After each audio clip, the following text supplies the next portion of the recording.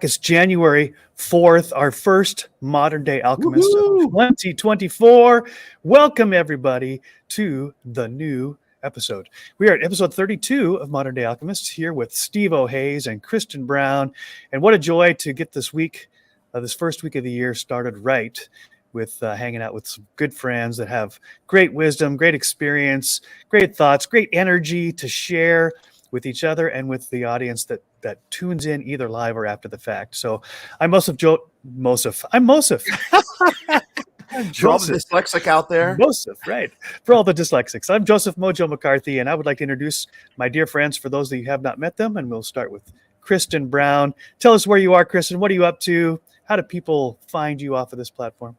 Hello, everybody. My name is Kristen Brown. I'm a spiritual and empowerment author, healer, and mentor. And I am hailing from Phoenix, Arizona, North Phoenix, really kind of Scottsdale border. And I'm in my office right now. Right on. There it is. And there it is. That's where magic happens. 2 recliners. That's what I'm Kristen talking always about. has to be prompted to share about her best-selling book, but I think she has it there on her desk. Yep, I do. This is my book that was released not even a year ago. It was April of 2023. It's called This Recovering People Pleaser, a spiritual guide to reclaim your true worth and attract the love you deserve. And this is available on 40,000 book-selling sites, or you can just go to Amazon, and I will pop that link over there in the comments.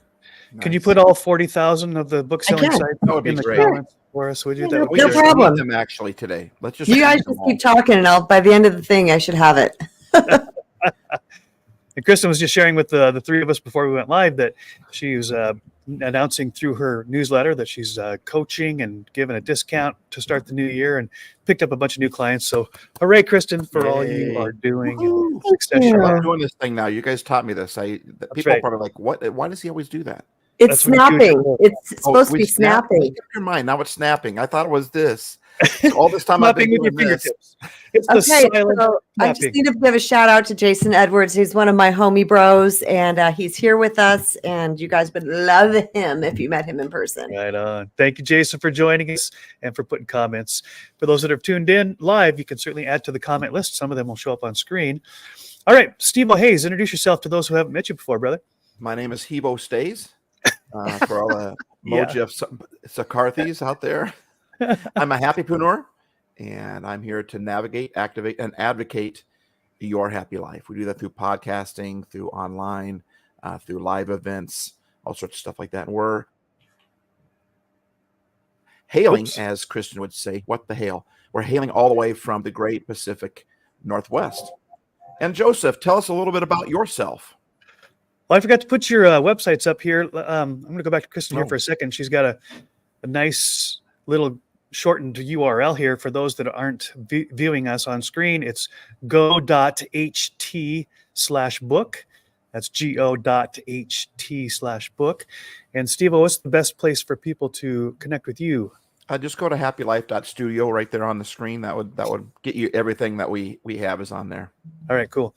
Yep, and same for me. Right just beneath my picture, it's mojo.studio. For those that are just listening in, mojoe.studio, which is a link tree to all my different social media platforms. And I do have a store of gear it's both on Etsy and on Printify of all of my own designs that are inspirational type of designs on more than 1,000 products. So feel free to. There's some good ones, by the way. There's some good ones on there. Get something that no one else has. Go check it out.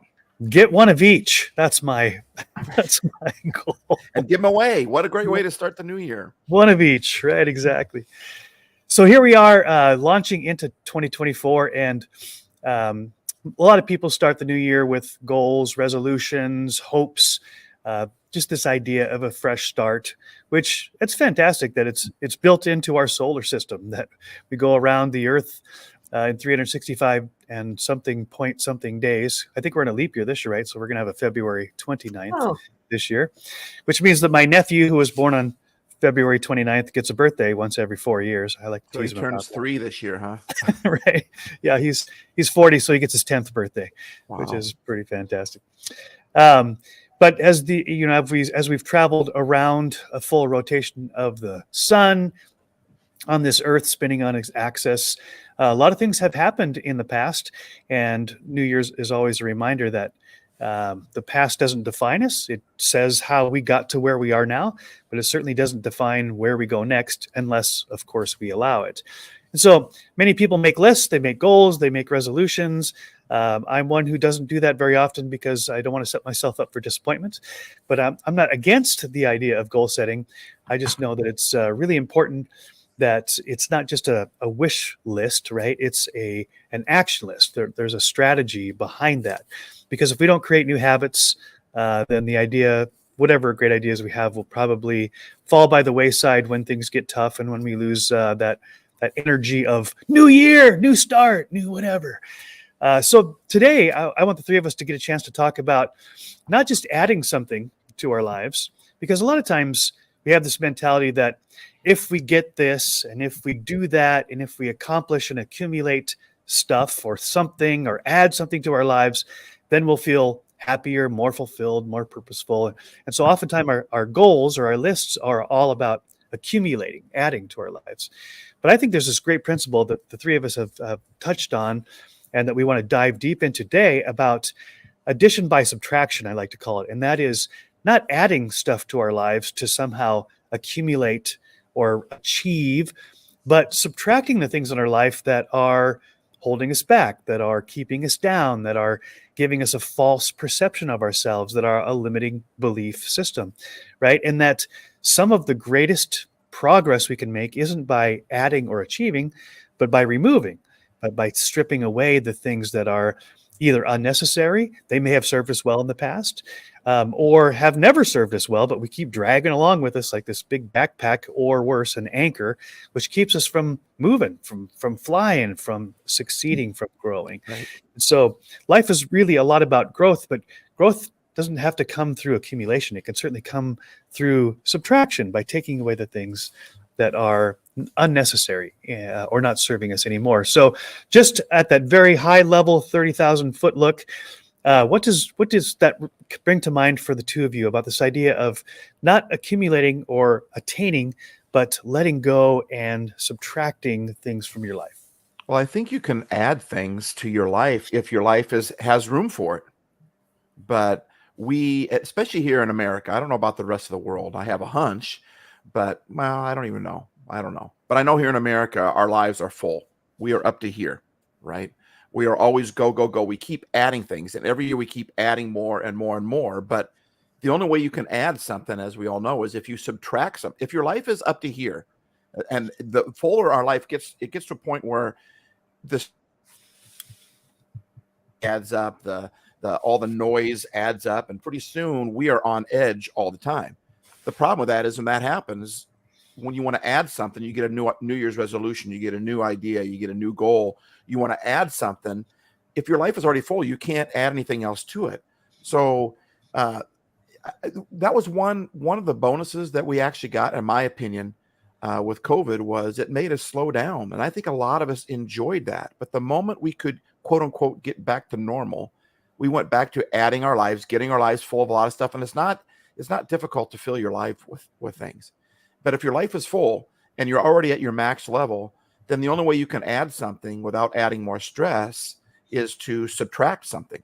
But that's a problem. We add things, but we never remove things because we like them, or we think, what do I remove? Well, if I can't think of something to remove, then I really shouldn't be adding anything if my life is already super full, if I'm already anxious, if I got these, thoughts. And that's why I like this whole concept of, instead of adding something, what are things that are getting in your way, the way you put it, Joe? What things are getting in your way? What are some negative things that we could remove from our life? I'm going to work on removing, instead of saying I'm going to be be a more positive person, I'm going to say, I'm going to remove complaining from my life this year. And now I'm removing something from my life. I'm going to remove worry. And what causes me to worry? Well, when I watch this, when I listen to this, when I hang out with this person. So I'm going to subtract that. I'm going to hang out with them or watch that thing less. And now I'm actually freeing up my life. I'm getting rid of the negative things in a recipe.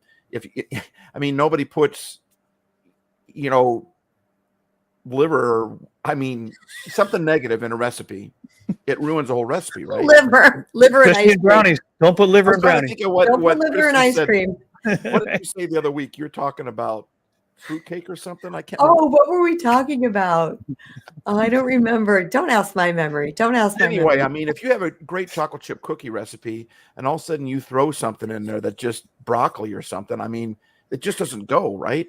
And so our lives, when we remove things from that recipe, then our true selves, our happier selves, start to rise up, start to show off a little bit more. And a lot of times those negative things are like a blanket that keep us from shining to the extent that we're made to shine. So I love this concept of subtracting instead of adding. I'll add to that. I will say this, that what I've noticed is that over the years and talking to people and whatnot, they're like, oh yeah, New Year's resolution, go. And they do want to add something to their life, but we are habitual beings. Like we are literally created to be habitual. Dr. Joe Dispenza's book is called Breaking the Habit of Being Yourself. And why is it called that? Because we are so in this autopilot type of generation, generating, not a generation as far as our age, but I mean this generating, motivating, stream forward of autopilot. So sometimes the best thing that we can do is actually remove something from our life that Stevo was talking about actually opens up more space in our life to fill then with something that is more fulfilling, not just something that is more crazy. So the shocking thing about COVID for me is that I am a doer and I'm a goer and la la la la. And I kind of enjoyed it because everyone's like, oh, you got to stay in your house. Initially I'm like, oh my God, like that's not okay. And then because I show up to challenges, I'm like, well, let me see what this means, because this is happening in my life right now for a reason. It's happening to a lot of people for a reason, because everything happens for us, not to us. So I said, what does this mean?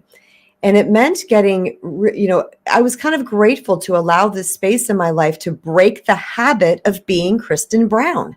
I was forced to break the habit. And it's not that it was a bad thing. My life was functioning fine, but I realized how much I enjoyed that space. And the strangest thing too is that we went to the movies all the time. And we've been maybe 3 times since COVID, since the lockdown. We haven't gone. But there's something else that I wanted to bring to this. And I have been using this with family members recently, because I heard this. I have to give credit to where it's due, because I did not come up with this. I heard this on Mel Robbins' podcast. And she said, for the new year, what do you need to stop doing? What do you need to start doing? And what would you like to continue doing? Yes. So right. This is like this really bomb ass way to look at our life and say, wow, I get to reevaluate all this. And what is it that I need to stop? Now, sometimes people might say I need to stop drinking or smoking or, whatever it might be, something that's obvious like that. But I asked somebody recently and the person said, I need to stop comparing myself on social media. Mm-hmm. And I'm going to notice that when I start to compare myself, that I'm going to switch out of that. And they came up with a little statement they're going to say to themselves instead of just staying in that, that zone. So what I have noticed is that when I have deleted things from my life, and as you guys can tell that are seeing me, I'm actually smiling while I'm saying this, because it literally, I mean, having a hard time talking through it, because when I have deleted things through my life, things got so much better. But I had to slow down. I had to get conscious, and I had to say, what does not feel good? Because we are in a vibrational game. We are in a frequency game here on Earth. And anytime that we are contributing to our energetic frequency by doing things or allowing things to continue in our life that don't make us feel good, even if it's just a little bit, like I don't watch torture on TV. I love action movies. I love thrillers. But if there's some weird torture scene, even if it's just a little bit, like where a bunch of people are punching someone, I will leave the room, or they have to mute it, and I will close my eyes, because that contributes to low vibe for me. It gets my nervous system activated. I physically feel that when that's happening. I'm like, I eliminated watching torture scenes from my life. And this is the type of things that I will pull stuff out that like, this doesn't feel good. Staying up late doesn't feel good. I removed it from my life. I'm not going to stay up late anymore. I didn't say I'm going to start going to bed early. I said, I'm not staying up late anymore. So I'll leave it there because I could go on and on. No, it's great. It's a great example. And I do want us to be specific today about things that each one of us have actually done. What have we eliminated from our life so that it created more room or a more space, right, to grow or to learn or to do something different, so that we didn't just continue in the habits, in the patterns. Kristen made this great point from the Joe Dispenza's talks, and I see that all the time, that by default, we will just do what we've always done, even though in our minds we're expecting a different result, which is actually the definition of insanity, doing something the same way over and over again, expecting a different result. So there actually is a requirement built into that equation where if we want different results, we want better results, we want to expand and grow and learn and do something new and become something more, then it's actually a requirement that we do something different, right? It's not just making a list, but actually creating new habits, new patterns, which might require, actually does require, that we let go of the old ones. So one of the things that I am and have continued to learn is to let go of, or to remove from my life, is hurry. Because as Dallas Willard says, hurry is one of the chief enemies of our soul's growth. If we're always in a hurry, then we're never in the present, because we're always in the process of getting to the next thing. And when we get to that thing, we're on to the next thing and on to the next thing. And in fact, Dallas Willard says, relentlessly eliminate hurry from your life. Relentlessly eliminate hurry from your life. He just makes this great point about it. And I'm a big fan of his writings, and I think he's a very wise and mature person. And so that caught my attention. Where in my life am I in a hurry? And as a result, I'm actually accelerating time, but never enjoying the moment that I'm in, right? And if I do that for too long, I'll get to the end of my life and wonder what happened. And I certainly don't want to do that. And so one of the things that I am reminding myself even today in this podcast is to eliminate, one of the things I got to remove from my life is the tendency to hurry. And we live in such a fast-paced society with a calendar full of things that we have to get to and that we have to get done, that it's very easy to get caught up in the momentum of hurry from one thing to the next, and then not enjoy any one of those moments as they fly by. Right. So it's something else that comes to mind for you guys. I like to call it a hurricane, actually. A hurricane. And, I got some good stuff from you. I actually developed a series on this, a teaching series to help people in this area, because we don't think about hurry being such an ugly monster, but hurry is horrible. A lot of our stress, a lot of our anxiety, a lot of our anger towards other people comes from always just being in a hurry, which leads me into what one thing that I've done that I've removed from my life. And that is when I drive. Number one, I try to leave earlier. I noticed when I leave earlier, I'm not as angry at drivers cutting me off or doing whatever. But I catch myself when I start to lose it, when I start to get angry because of how somebody is driving. I ask myself the question, why am I angry at that? Why does that bother me so much? And so what I have removed is from cursing people while they're driving. And when I do curse them, what I do is I replace it with speaking life over them. So for instance, if someone I don't like how they're driving, whatever, or they're tailgating me or whatever, when I catch myself, I catch myself, my cat's trying to get into my door. I catch myself. I know that feeling. Just and like sound. I'm trying to focus. It's always when I'm recording a podcast too. Of course. That's when it wants to come in, right? Cat knows. Cat. I just cursed my cat. No, my amazing cat. There's a scripture, there's a Bible verse, it's hundreds of years old, right? That talks about, life and death comes out of the power of our tongue, Right. Yeah. And so when I find myself getting angry at somebody and cursing them, like saying, what an idiot, what a moron. In my opinion, Kristen, you talked about the vibes and sending out the energy, and that's a negative energy. I mean, we call other people names and what an idiot or whatever, they're this political party or whatever. We're speaking curses over them. And what I do is, if I do get to that point, I immediately turn around and I ask God to forgive me. I say, God, forgive me, and bless that person. That person is valuable. That person is important, and good for them. And so what has happened is it used to be that I would just lose it right away. But the more but every time I lost it, I would speak something positive in place for that person. I'd speak positive. What happened was I would lose it less and less. And there became this point where there was a line right there, and I'd start to lose it, and I'd catch myself before I lost it. And now it's usually I get to the point where I start to, and why am I doing that? And I calm down. So it's made my, if we just got rid of road rage or the road anxiety when we drive, think how much happier our lives would be. So that's one thing that I've removed or tried and still am working on removing from my life.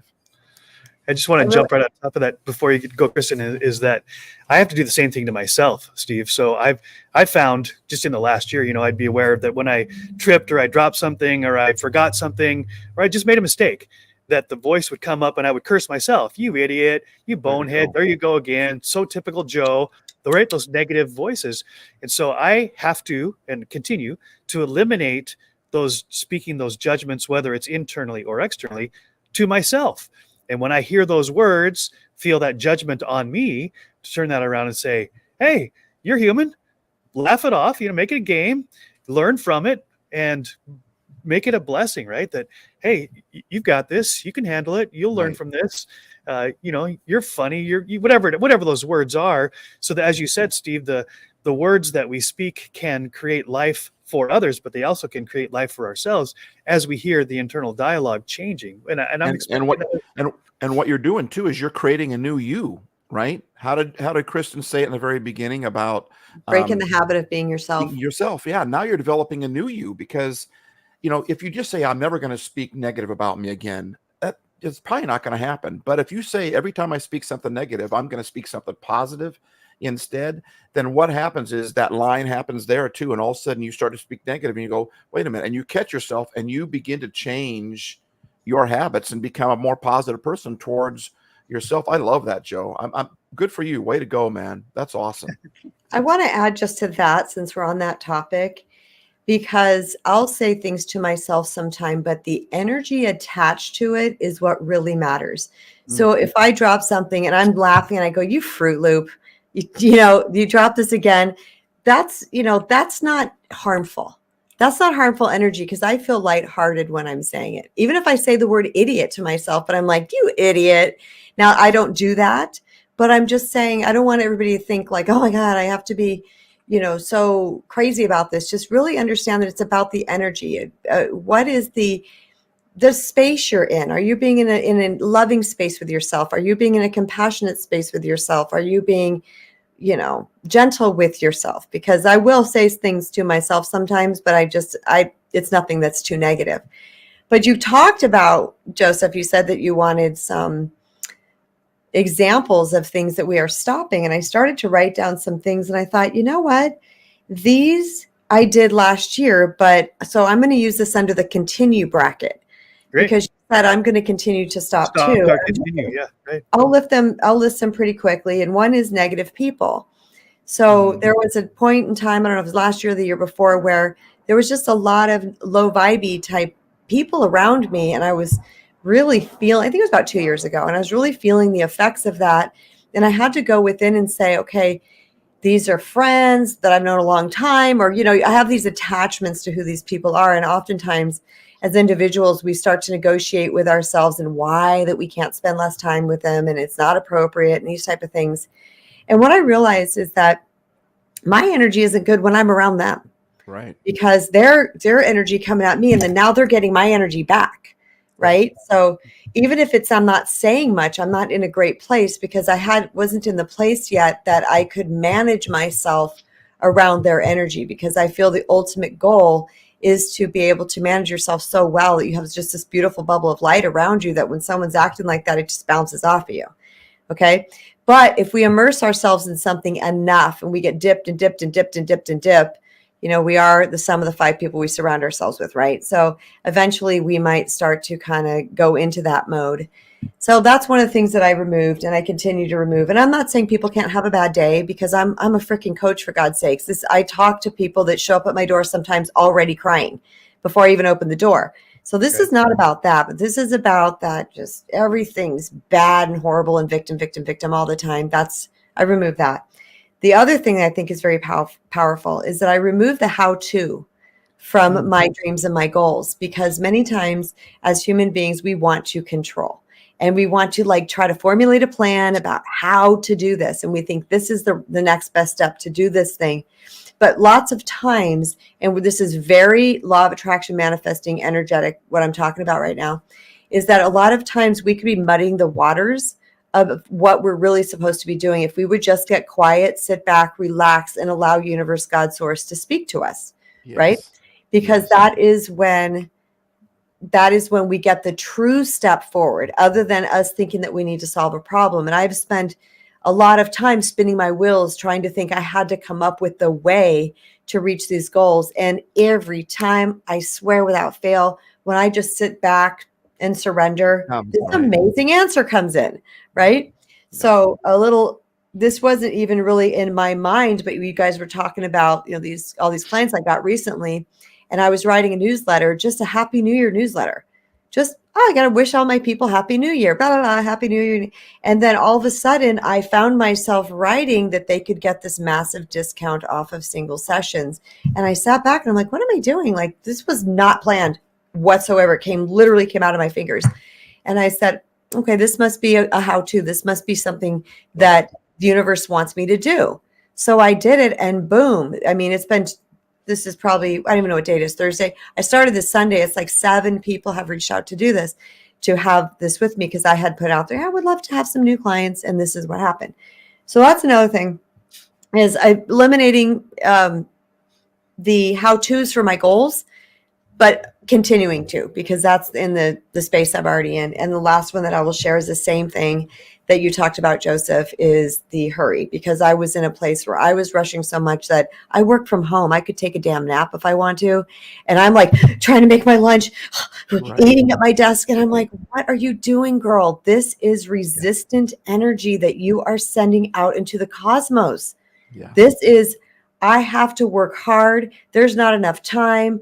All of these things is resistant energy. So as soon as I said, you're going to sit your butt down, you're going to make that smoothie. And I will tell you all that I had to break the habit of being myself, because I was in a locked pattern of rushing.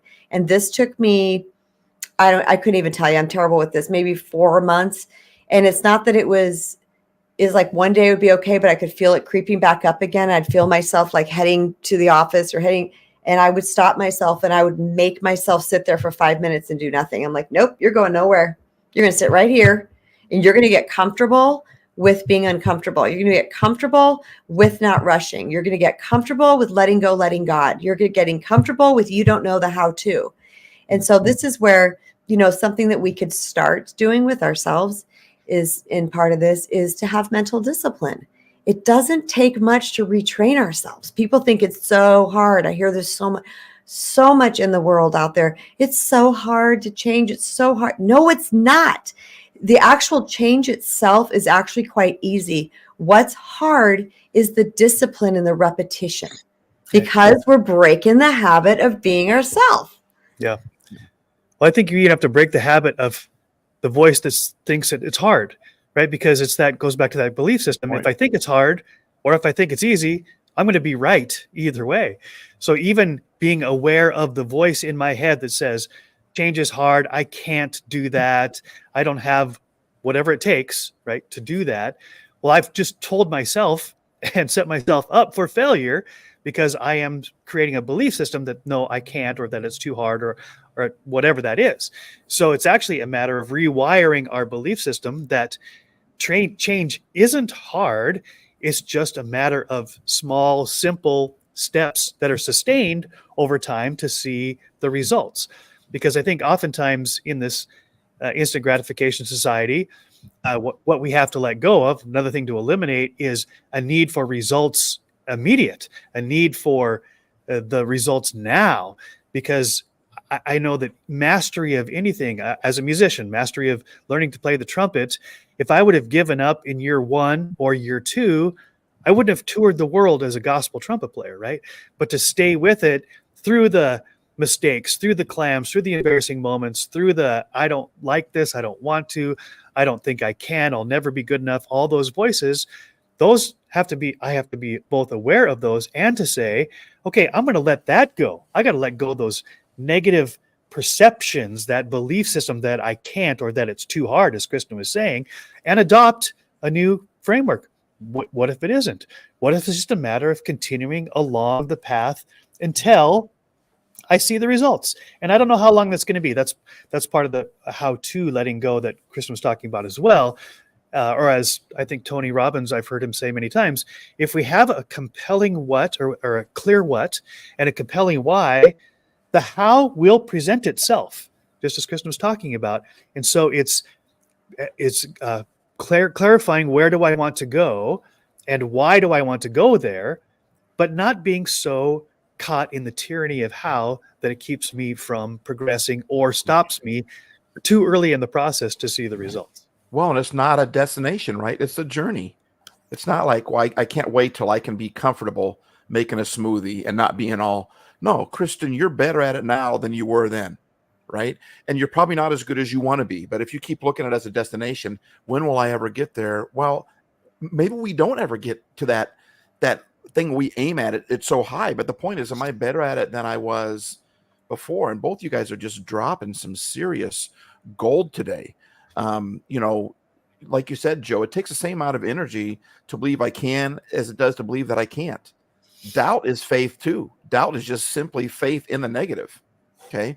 People say, I'm not a person of faith. Yeah, you are. If you doubt, you believe that the negative is going to happen. Love it takes that. the same amount of energy, and this whole idea that we need to change our mindset to where we can do it. And one way that we can do that, honestly, is that, it was cool that Kristen, that you said that too, because I struggle with the same thing too. I find myself always have to go, and then when I sit down to watch I'll even say, I'm going to watch a game today. I'm going to spend all day today, like all guys do, and I'm going to watch the game. And after about a half time, I'm like, I got to go do something. And so what I do in that situation, because I know what I'm trying to do, and I know that voice inside of my head that I'm trying to quit. So I force myself to watch it anyway. And then I force myself to say, there's nothing wrong with you watching this game. There's nothing wrong with you Netflixing. There's nothing wrong with you staying on the couch. Like, yesterday I was struggling with some of that myself. And I going, man, I should be doing more. Well, I woke up at 3:00 this morning, couldn't go back to sleep. And so I got out of bed. I went to work, right? And then I came back at like 8. I was tired. I'm like, why am I so tired? Well, because in other words, when we take our time to rest, the work time usually shows up. I just feel like we don't take enough time to relax and to do that. And the other thing that I want to tag on to, Joe, what you said, the good news about, removing negative. Or no, was it you, Kristen, that said that? But who said removing the negative people from my life? That was Kristen. Yeah, that was you. Okay. One thing I like about removing, this is why I was thinking it was Joe, because it led into my thought towards Joe. The good news about removing the negative people from your life, it means you now spend more time with the positive people in your life. The people, and you didn't have to do anything Less is more. Something from your life. Yes. Right. And it just happened. And I'll tell you what, for those of you guys that are watching or listening, whether it's live or it's later, Joe has been, Kristen, you know how Joe and I fire off each other because you're a part of all of our text things and stuff. But Joe came into my life when I made a decision I was going to stop hanging out with more negative people. I was going to stop hanging out with them. And then I started hanging out with Joe, who speaks into me, who makes me a better me, who makes me right. And it only happened because I removed. They're still friends. They're still acquaintances, whatever.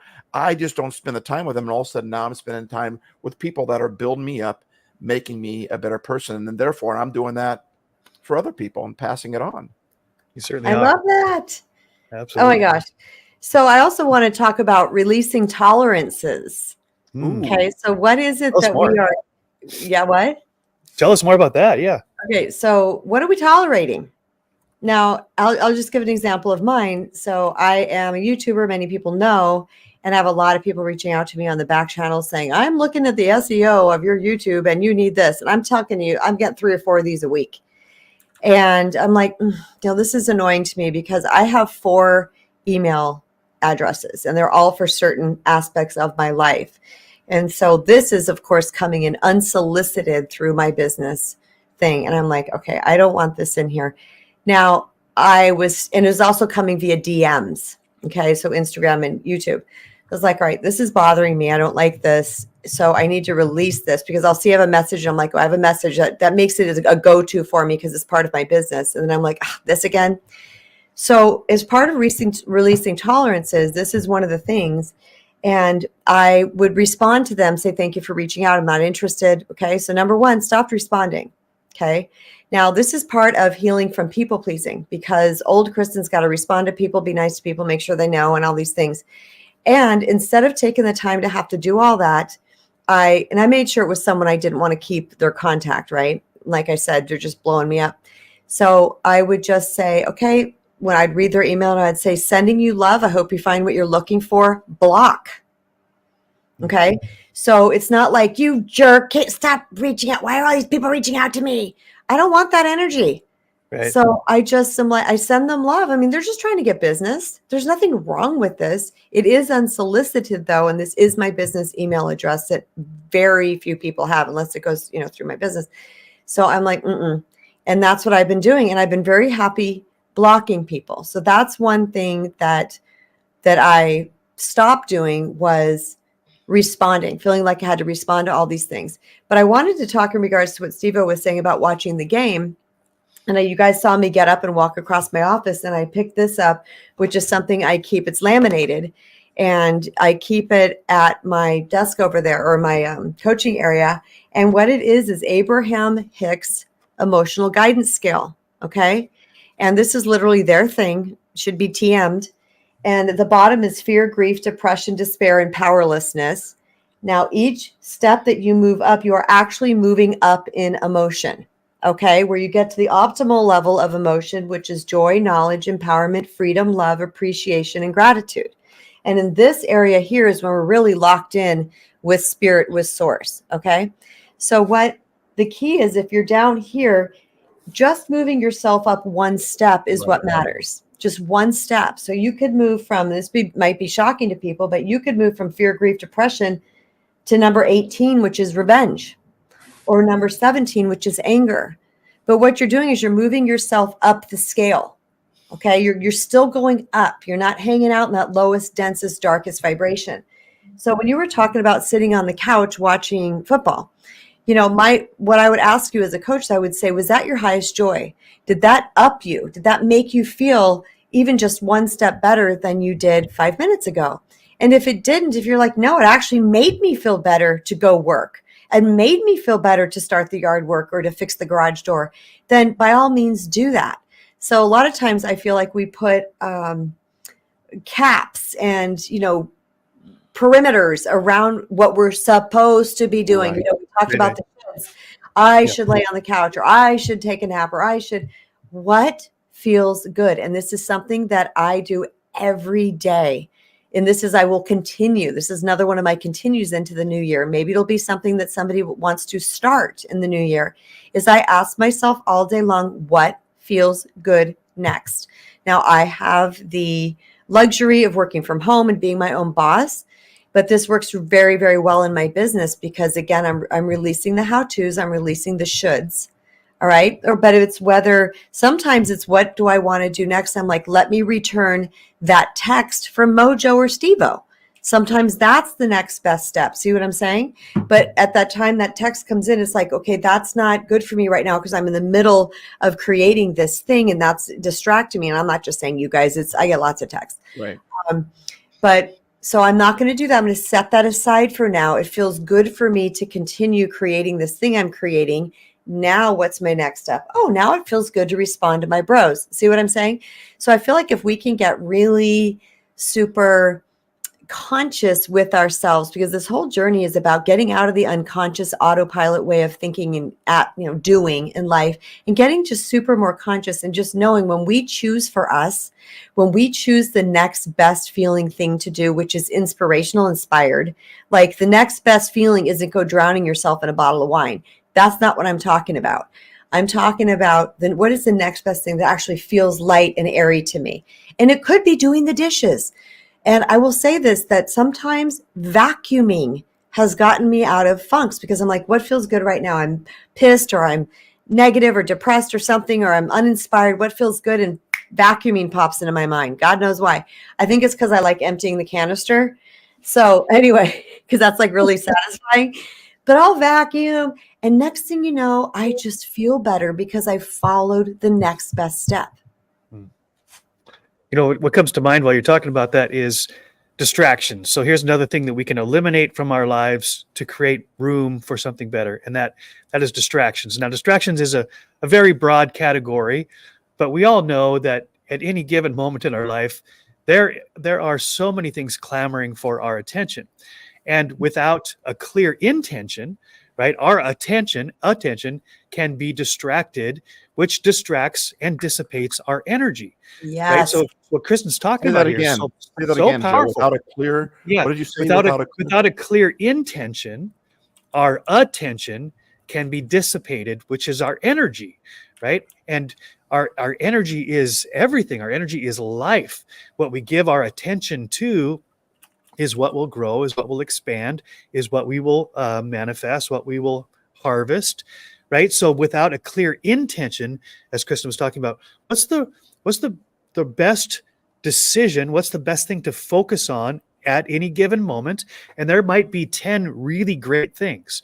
So this is a very powerful principle here, is finding what do I focus on in this moment, so that the myriads of distractions, good, bad, and indifferent, don't dissipate my attention, whereas I can't grow, I can't focus, I can't get anything done. And we live in a society now where focus is really, really difficult for people to find. In fact, I heard a study out of COVID. What's the biggest challenge that you face now that COVID is easing up? And of all the things that people could have said, the number one thing that came up on a nationwide survey was, I can't focus. I can't put my attention on anything for long enough to accomplish something.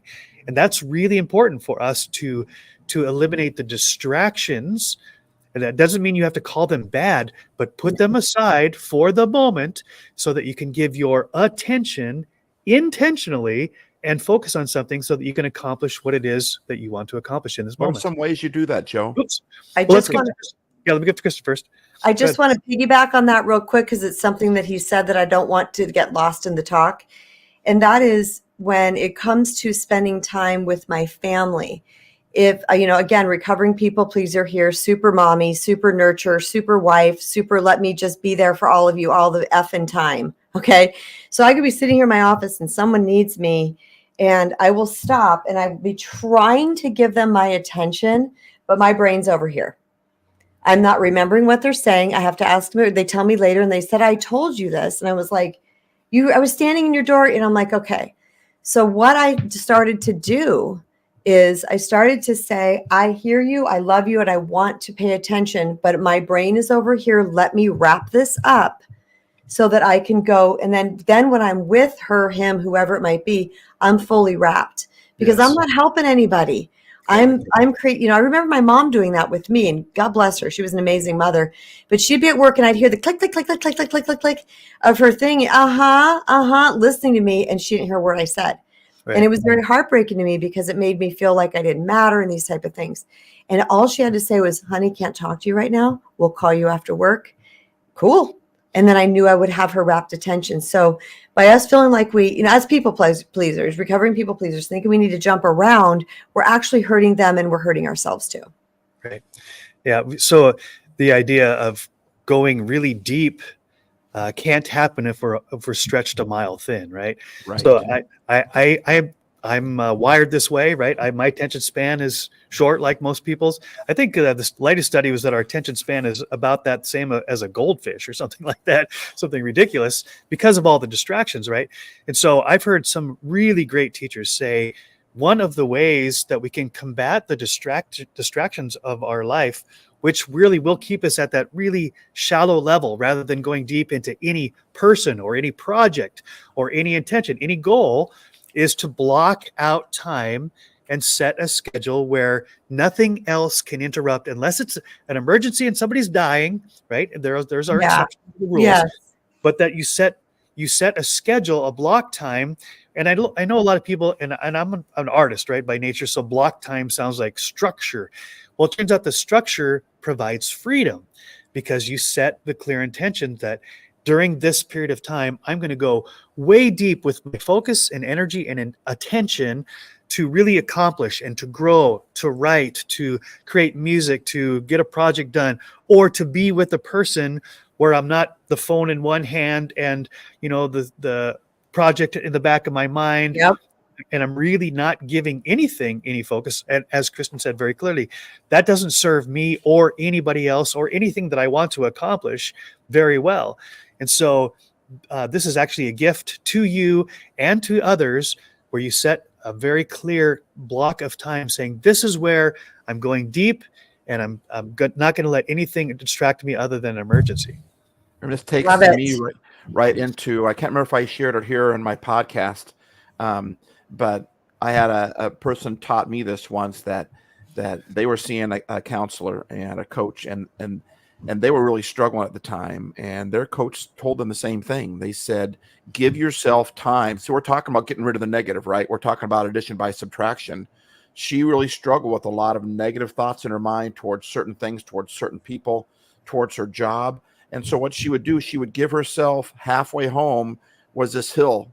And when she hit that hill, she gave herself that time to be negative. And what she's really doing is she's getting rid of the negative. She's releasing that pressure. She's throwing up that garbage, that bile that's inside of her. And then she knew that she could do that because she knew at the top of that hill, she had the last half of the way home that now she wasn't going to do it anymore. So I like that, Joe. Give yourself some time to really focus on that. Even if it's give yourself some time to focus on being negative so you can disperse, get that junk out of your system. And then the positive, it comes in so much easier and faster. 100%.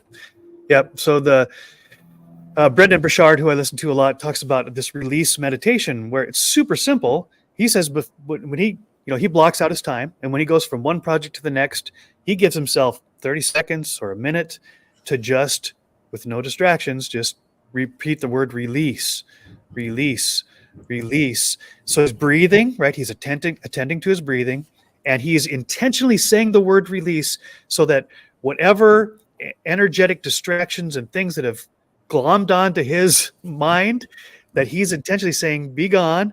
I release you so that when I go into the next room, the next meeting, the next person that I meet, whatever it is on my schedule next, I'm not taking all the stuff, all the baggage, all the pressure, all the how-tos and shoulds and all that kind of stuff with me into that meeting, which will only, diminish the energy that I have in the next thing that I need to do.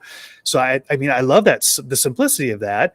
Just taking 30 seconds, close your eyes, go for a walk, get out in nature, and just say the word release, release, release, and just feel the tension, right, and the stress be released from your body so that you can then receive that positive energy and take it with you into the next whatever. And that promotes presence. And in presence, we find peace, and we're out of stress because we're not ruminating on the past and we're not tripping out about the future. So we're getting ourselves into that present state, because if I'm with somebody and I'm over here worrying about this project, I am not at peace because I'm trying to listen as I'm trying to do this thing as well over here. And that doesn't work for me. Very good. Yeah. All right. We got Steve, go ahead. I had somebody or premarital counseling.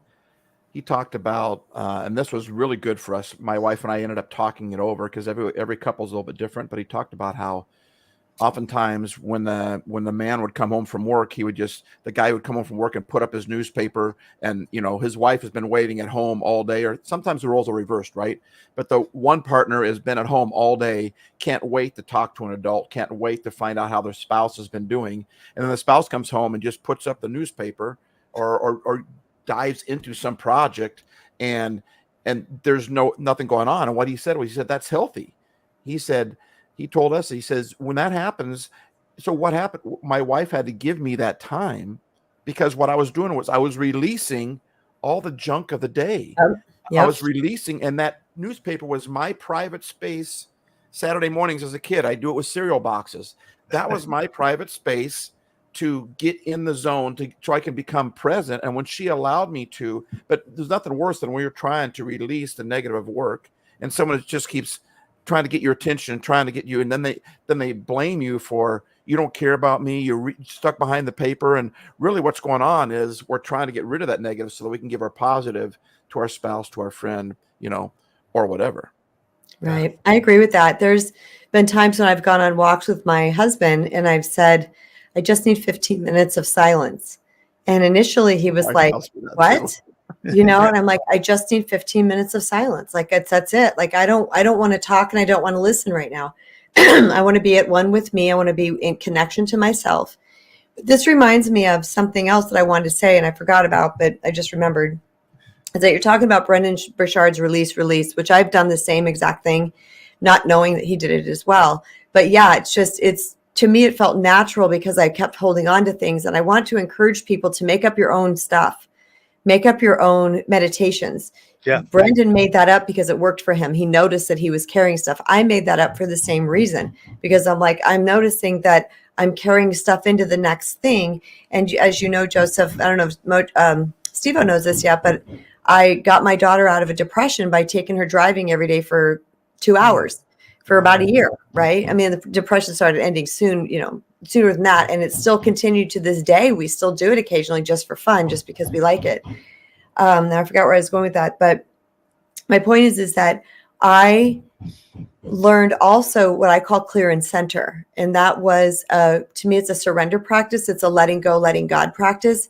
Because again, as human beings, we are wired to control. We are wired to try to find the answer. We are wired in fear, and fear is control, right? So we constantly are trying to do things, and we can muddy the waters and we can mess things up. And when things start to, just might start to becoming clear, then we think we got to throw our English in there. We can mess things up. So back during my tsunami days, I would be driving in my mom van with the kids all in the back, and I'd literally be going, clear and center, clear and center. And for those on wisdom, I'm making a circle over my face with my palm opening and then grabbing my hand into a fist and pulling it down to my heart.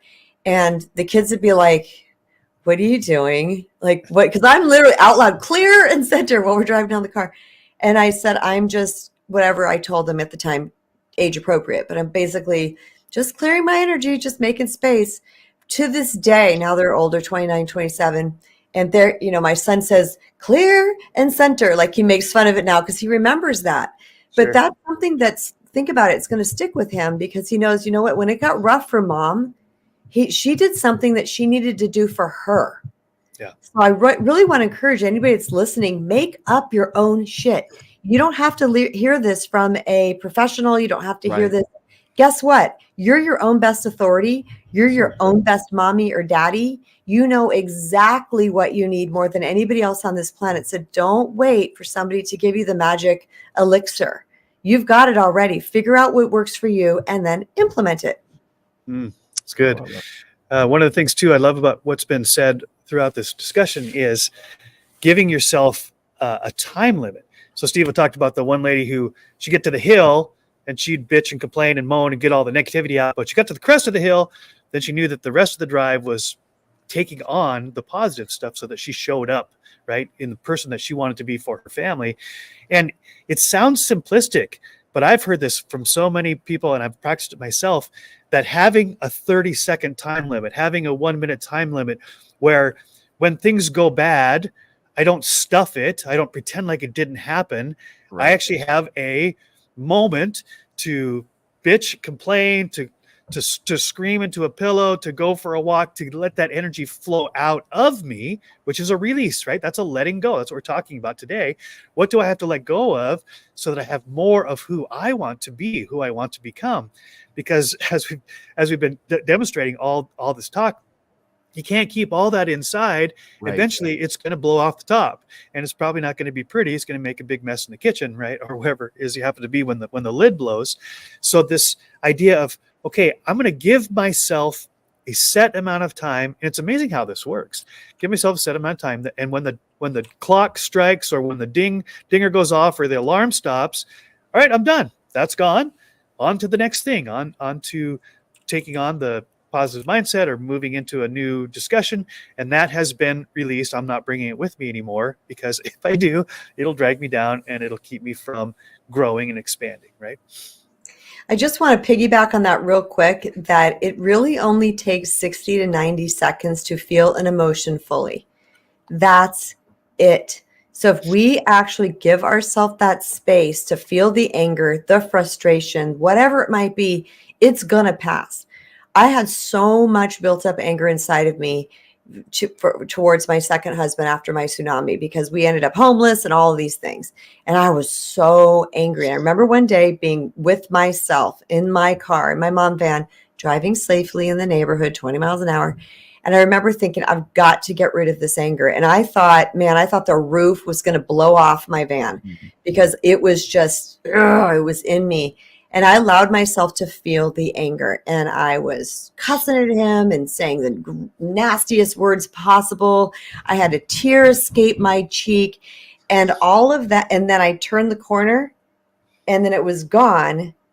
And I sat there and I was like, there's got to be more. There's got to be more. So I was like trying to, this was a year of holding this stuff in. And I tried to drum up more anger. But here's what the most fascinating thing is. I was still angry at him cerebrally, because what he did was not cool, but my body had released the toxic energy of the anger. And I will tell you this, the God's truth. These are acre lots where my parents lived in, my mom and stepfather. It was however long it takes you to drive 20 miles an hour past 2 acre lots. That is all it took. And that anger had dissipated from me. The density of the emotion, the energy, because guess what emotion is, you guys? It's energy in motion. So you get rid of that energy, and it felt like a reset, just so I can continue soldiering on. Didn't mean I wasn't, to this day, well, I'm not really mad about it to this day. I've released it all now. But there took a while where I was like, I still can't believe someone would do something so dastardly. But it doesn't take long. So give yourself that time. You can do it in the bathroom at work. I mean, it doesn't take long. Just let it out. Hit a pillow. Scream into a pillow. Anything, frustration, anger, sadness, tears, let it go. This is a really cool story, but we don't have time for me to go into the whole story. So I'll just sum it all up by saying, oftentimes if I speak at a retreat, or I'll speak at a youth retreat, adults, they don't do it as well as youth do. Youth can be more honest, honestly. And I'll set up a microphone and I'll say, how many of you are angry? How many of you are angry at God? And I said, I want you to come up here and tell him. That's all I told him.